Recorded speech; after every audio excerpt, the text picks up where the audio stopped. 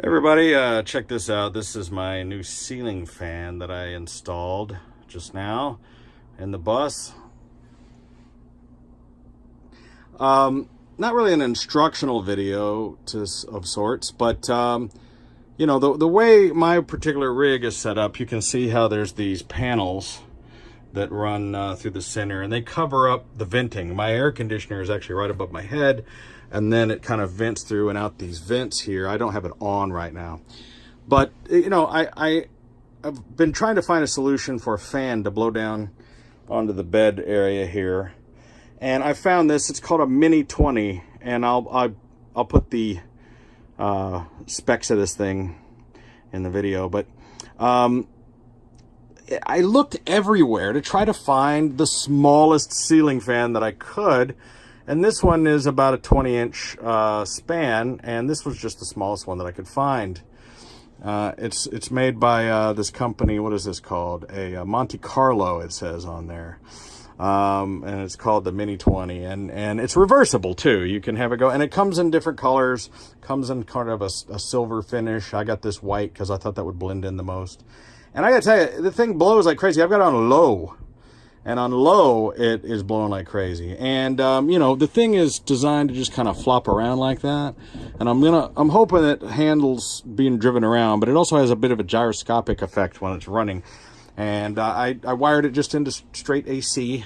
It's got its own little switch, and you can see how it's set up there.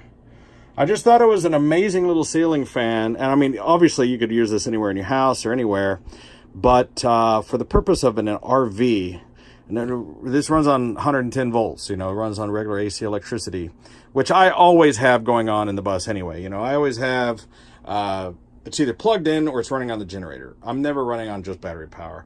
This is a pretty big rig. I've got 3 air conditioners, and quite frankly, I've never been anywhere where it's a neutral climate enough that I don't have at least a heater or an air conditioner running. It's one of those, you know what I mean? So I'm not really worried about that. Plus I have inverters and everything running. So this thing only pulls like maybe 40 watts or something.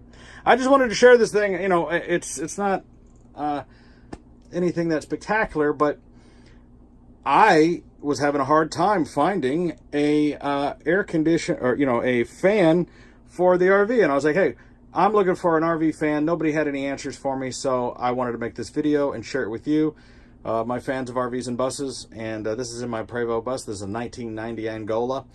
And by the way, for the installation, I didn't just use screws, by the way.